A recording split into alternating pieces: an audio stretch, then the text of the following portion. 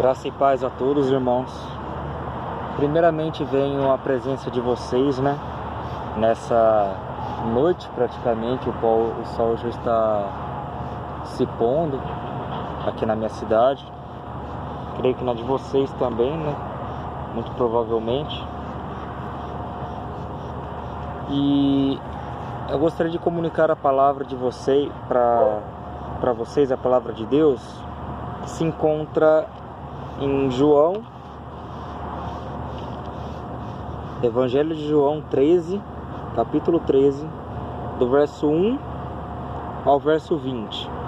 Logo depois ele vai falar sobre a indicação do traidor, Vai falar que Judas era o traidor. Nós vamos pular essa parte e vamos ler do 31 até o 35, que vai explicar essa passagem. Creio que não precisará de muitas explicações, porém gostaria de me aprofundar um pouco para maior entendimento vosso. Diz o seguinte: Ora, antes da festa da Páscoa, sabendo Jesus que era chegada a sua hora de passar deste mundo para o Pai, tendo amado os seus que estavam no mundo, amou-os até o fim. Durante a ceia, tendo já o diabo posto no coração de Judas Iscariotes, filho de Simão, que traísse a Jesus, sabendo este que o Pai tudo confiara às suas mãos, e que ele viera de Deus e voltara para Deus, levantou-se da ceia, tirou a vestimenta de cima e, tomando uma toalha, cingiu-se com ela. Aqui Jesus fazendo isso. Depois deitou água na bacia e passou a lavar os pés aos discípulos e enxugar-lhes com a toalha com que estava cingido. Aproximou-se, pois, de Simão Pedro, e este lhe disse: Senhor, tu me lavas os meus pés? Ou tu lavas os pés a mim? Respondeu-lhe Jesus: O que eu faço não sabes agora, ou não entende agora. Compreendê-lo-ás depois. Disse-lhe Pedro: Nunca me lavarás os pés. Respondeu-lhe Jesus: Se eu não te lavar, não tens parte comigo. Então Pedro lhe pediu: Senhor, não somente os pés, mas também as mãos e a cabeça. Declarou-lhe Jesus: Quem já se banhou não necessita lavar senão os pés. Quanto aos mais, está todo limpo, porque aos demais estão todo limpo. Ora, vós estáis limpos, mas não todos. Pois ele sabia quem era o traidor. Foi por isso que disse: nem todos estão limpos. Gostaria de explicar um detalhe, que é o detalhe que ele disse o seguinte: quem já se banhou não necessita lavar senão os pés. Tanto ao mais está todo limpo. Ora, vós estáis limpos, mas não todos. O que ele quis dizer com isso? Na oração que ele faz a seus discípulos, diz o seguinte: aqui,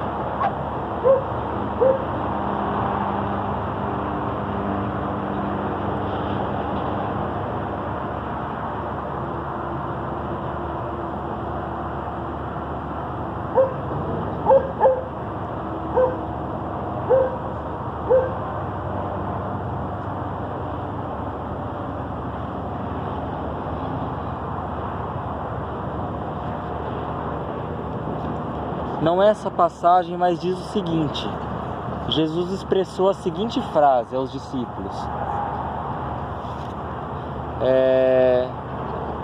vocês já estão limpos pelas palavras que vos tenho falado. E ele também disse nessa passagem de João 17 o seguinte: vocês já estão limpos pela palavra que vos tenho falado. Ele falou em um outro versículo. Em João 17, quando ele ora, ele diz o seguinte: santifica-os em tua verdade, a tua palavra é a verdade. Então eles estavam limpos pela palavra, então eles estavam santificados pela palavra. É o que Jesus quis dizer. Agora pulando aqui para o versículo 12, que é a continuação. Depois de lhes ter lavado os pés, tomou as vestes e, voltando à mesa, perguntou-lhes: compreendes o que vos fiz? Vós me chamas mestres e senhor, e dizes bem, porque eu sou. Ora, se eu, sendo o Senhor e o mestre, vos lavei os pés, também vós deves lavar os pés uns dos outros. Grave essa palavra: lavar os pés uns dos outros. Vocês devem lavar os pés uns dos outros. Na minha Bíblia está escrito o seguinte, no subtítulo: uma lição de humildade. Porque eu vos dei o exemplo, para que, como eu vos fiz, façais vós também. Você vai entender o que Jesus está querendo ensinar com tudo isso. Em verdade vos digo, que o servo não é maior que o seu senhor, nem o enviado maior do que aquele que o enviou. Ora, se sabeis essas coisas, bem-aventurados sois, se as praticardes. Ele está dizendo: se vocês sabem essas coisas, bem-aventurados sois, muito felizes sois, se as praticardes, se colocarem em prática essas palavras.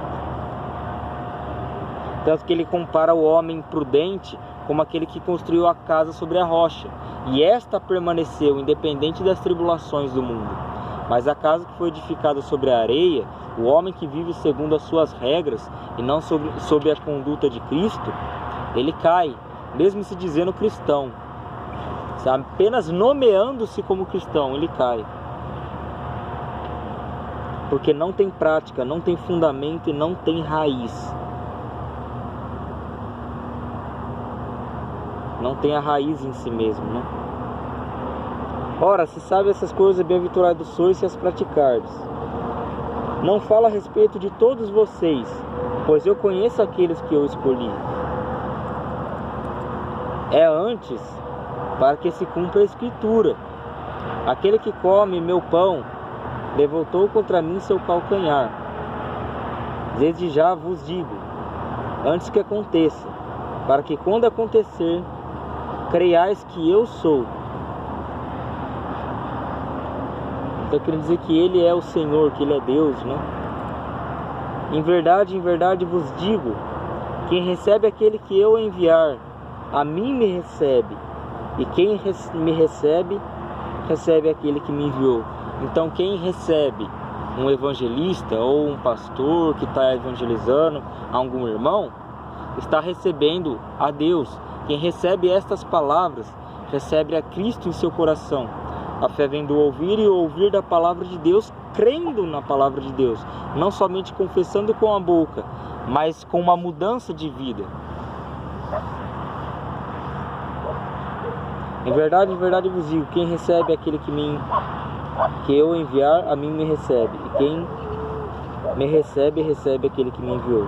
Agora verso 31. O novo mandamento está escrito no meu subtítulo. Quando ele saiu, disse Jesus: ora, foi glorificado o Filho do Homem, e Deus foi glorificado nele. Se Deus foi glorificado nele, também Deus o glorificará nele mesmo, e glorificá-lo-á imediatamente. Filhinhos, ainda por um pouco estou convosco, buscar-me-eis. E o que eu disse aos judeus também agora vos digo a vós: para onde eu vou, vós não podeis ir.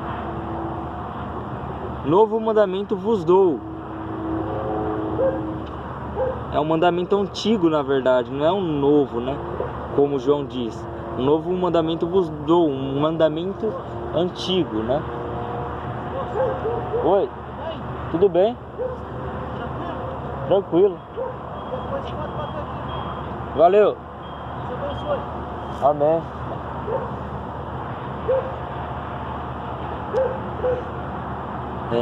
Filhinhos, ainda um pouco estou convosco, buscar-me-eis, e o que disse aos judeus também agora vos digo, a vós outros, para onde eu vou, vós não podeis ir. Novo mandamento vos dou, que vos ameis uns aos outros, assim como eu vos amei, que também vos ameis uns aos outros. Nisto conhecerão todos que sois meus discípulos, se tiverdes amor uns aos outros. Qual que é a lição de humildade que Cristo quis representar nessa passagem? O amor ao próximo. A palavra de Deus, os apóstolos disseram o seguinte: sejam servos uns dos outros pelo amor, por meio do amor de Cristo. Ame uns aos outros por meio do amor de Cristo que opera em nós.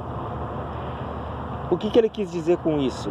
A palavra servo significa escravo. E ninguém gosta de escravidão.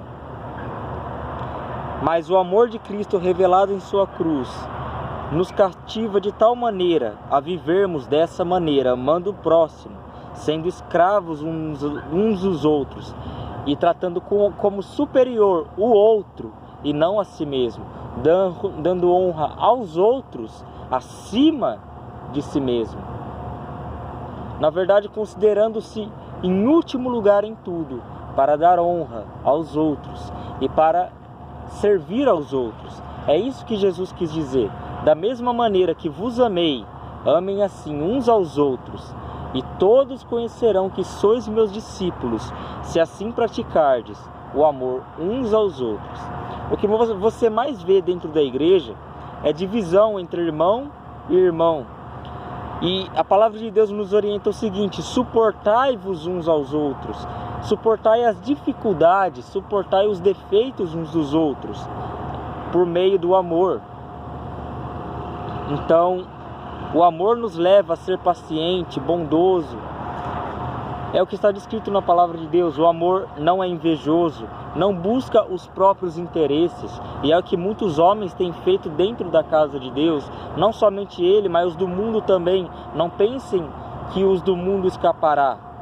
Se nós que estamos na igreja não podemos escapar do juízo de Deus, se negligenciarmos tamanha salvação, quem dera os que estão lá fora. Quem dera os que estão no mundo. A palavra igreja significa eclésia, no grego eclésia, ou eclesia, que diz o seguinte: sair para fora. E que tipo de mensagem que Cristo pregou que falou de sair para fora? E eu vou explicar e vai ficar bem claro para ti. Lembra da passagem de Lázaro? Quando Jesus chamou Lázaro para fora e disse: Lázaro, vem para fora. E ele assim o fez, saiu para fora. É isso que ele quer dizer. Igreja significa sair para fora do mundo, do sistema do mundo, sair para fora da carne, sair para fora de toda a carnalidade e entrar em uma nova realidade, em uma nova vida. Compreende? Entrando em uma nova realidade, entrando em uma nova vida, já não vive mais você, mas Cristo em você vive. É como diz certo versículo. Diz o seguinte: crucificado estou com Cristo, e a vida que agora vivo na carne, não vivo mais eu, mas Cristo vive em mim. A vida que eu vivo agora na carne, vivo na fé pelo Filho de Deus, na fé do Filho de Deus. Então o que acontece?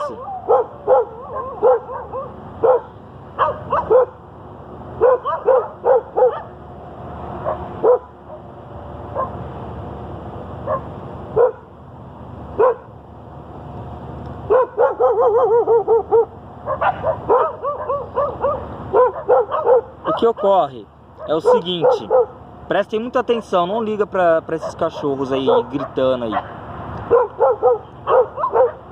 Agora não vivemos mais para o mundo. Cristo nos tirou da escravidão do mundo, Cristo nos tirou da morte espiritual para vivermos uma vida espiritual, regrada pela palavra de Deus.